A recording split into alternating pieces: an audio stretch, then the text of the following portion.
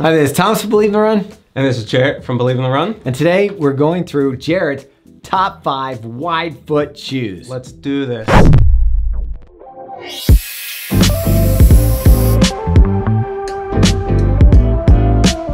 Jarrett, let's start with number 5. What do we got? 5, this is gonna throw you off because this is not a wide fitting shoe, I know, but it is one of the most accommodating standard width shoes, and let me just tell you, this is the most obnoxious looking shoe and I love it. Because you normally just get gray shoes. Yeah, but it's sad. If you like this shoe, you can also just get the regular Evo Ride 2, which comes in 2E, and it's gonna have pretty much the same platform with that guide sole, the roll, the toe off, and just a little bit wider of an upper. And there's a great option for someone looking for a lighter shoe that accommodates wide feet. Let's move on. What's number 4? The New Balance VONGO V5. Isn't the VONGO a stability shoe? It is a stability shoe. Wide and stability? Uh-huh, that's how we do. And I'm gonna go ahead and say that this might be the contender for the top stability shoe of the year. For wide foot people. Mm-hmm. But that's great. So what about this shoe that you like so much? So I think that the upper fits great. The midsole has just that nice cushion to it. The forefoot kind of gives you that 1080 softer, more cushion feel, while the midfoot and heel is a little bit denser and more stable thanks to that midsole compound. What are you using this shoe for, daily miles? Daily miles, I mean, it's super versatile. I have put, as you can see, a ton of miles on this, over 100. I keep grabbing it. Down to number 3, what's your top third? What is your third top wide foot and shoe? I don't even know if that makes sense. What's your third pick for wide feet? So third pick, we're going back to ASICS with the Glide Ride 2. This is gonna be unlike any other ASICS shoe if you wear wides that you're used to because of this guide sole technology. It has 2 layers of flight foam with a plate in there, which gives it kind of a really stiff feeling.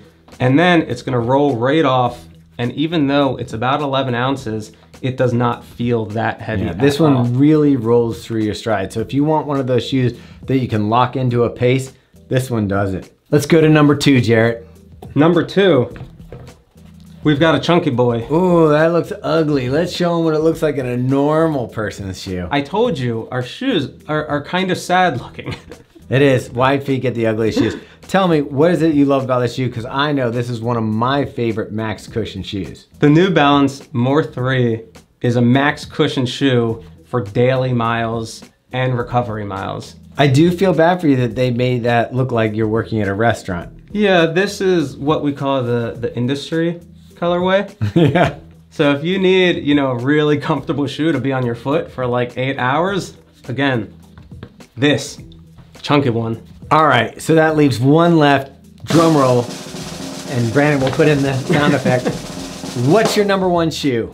My number 1 shoe is gonna be the New Balance Rebel V2. So the New Balance Rebel V2, it's super light in that it's about 7.8 ounces for a 10.5 2E, which is unheard of with, our wider feet. It's got that really nice cushion for the fuel cell, and it's fast. So this, if you're unable to fit into any of the other plated racing shoes, this one would make a great race day shoe as well as just a tempo shoe. I mean, that's one of our top picks this year for regular feet as well. It's nice to see that they made it in a wide foot. This would be a shoe that you could potentially race in. Yeah, and it's probably the best looking wide shoe that's ever been made. So brands, if you wanna kind of make them fun looking, we wouldn't be upset. Let's go through it again. Number 5 was the ASICS NOOSA Tri 13. Number 4, New Balance VONGO, what version? V5. V5. Go ahead. Number 3, the ASICS Glide Ride 2. Number 2, the New Balance More V3. And number 1, the Rebel V2. And you might be wondering why all these shoes are New Balance or ASICS. Tell the people what's going on in the industry that most of the shoes for wide people are from ASICS and New Balance. So New Balance is definitely the most accommodating and supportive of our wider feet. ASICS has kind of branched out with, for example, the Glide Ride 2, but in reality, a lot of the other fun shoes kind of don't get made for the wide folk. Obviously, we didn't have any Ultra up here or Topo, and you've said that they're accommodating for the forefoot, but if your foot stays wide through the arch, some of those shoes don't work as well. I have what has been referred to as a meaty midfoot. A brick. Topo, again, has that kind of the bigger toe box, but it gets kind of narrow in the midfoot. And then Ultra has started making wide shoes. So I haven't tried them. If you have, let me know, leave a comment because I could be interested. That's Jarrett's picks for the top 5 wide fitting shoes for currently 2021. We're gonna see what comes up in the next year, but if you wanna contact Jarrett about other shoes he's tried, what his preferences are, see if they match up with yours, you can contact Jarrett. He has an Instagram at Jarrett Weisberg, and we'll put that down in the info because, you know, it's not easy to spell. Thanks, Mom. Yeah.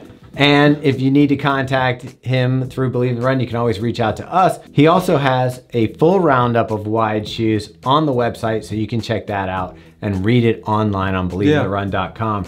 Other places you can connect with us are obviously in our Strava group, our Instagram page. Make sure to like this video, subscribe to this channel. And thanks, Jarrett. Thanks for coming in and sharing your wide foot knowledge. You're welcome. Say goodbye to your mom. Bye, Mom. It's a fast, comfortable, light trainer that... Cool. Let's get on to the next one.